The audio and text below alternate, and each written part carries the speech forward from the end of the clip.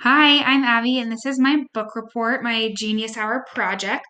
I did a dodecahedron book report, which looks like this in case you've never seen one. All right. What is your passion for the demonstration and your passion area in education? My passion area in education is reading, writing, and communicating. And for this demonstration, my passion was also project-based learning. So this encompasses all of that. The project is building the dodecahedron, and then the focus is on reading comprehension. Basically, for this project, if I were to do it in a real classroom, students would be able to choose their own chapter book on any topic or genre that they'd like, as long as it's school appropriate, in hopes that that would inspire them to enjoy reading.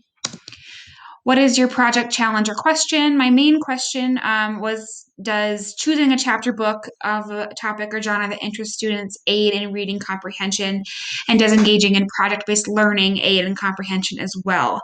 When I was in elementary school, I really struggled with reading comprehension, and I later figured out that it wasn't actually me struggling with reading comprehension, it was me struggling getting into a book topic. So if I wasn't interested in the book, I really just didn't want to read it. So my brain wouldn't comprehend what I was reading.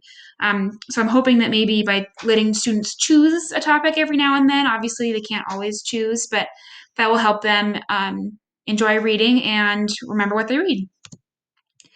What technologies spark your curiosity to learn more? When we did digital storytelling in class, it really made me start to think about ways that we could incorporate fun things into reading that would maybe inspire children to not only enjoy reading, but to comprehend that better. And digital storytelling is definitely one of the ways, and I think that the dodecahedron is a good way as well.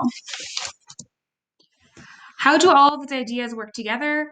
All three of these ideas work well together in inspiring educators like myself to dig deeper into issues surrounding reading comprehension and ways to combat those trouble areas. Not only that, but I think that these all work together to inspire a joy for reading. Obviously, we want to set children up to succeed academically when it comes to what they read, but we also want to build a positive relationship between them and reading so that they enjoy reading it for the rest of their lives, because it's a good skill to continue on with. I chose to focus on third graders. The content area that I mostly focused on was reading, writing, and communicating. And I used the third grade Colorado State standards for that content area. I also found a content or a standard in visual arts and in mathematics content areas as well. So I had, I think, a total of 5 standards from Colorado State standards. The technology that I used for the Genius Hour project was Google Slides, YouTube, and Padlet. I used Google Slides and YouTube to present 2 different forms of how-to instructions. Kind of more of a visual of me putting it together on YouTube, and then just step-by-step instructions on Google Slides. And then I used Padlet as a formative assessment to check in with students about halfway through the project, where they can let me know how it's going for them if they have any questions or concerns, and then I can touch base with them from there.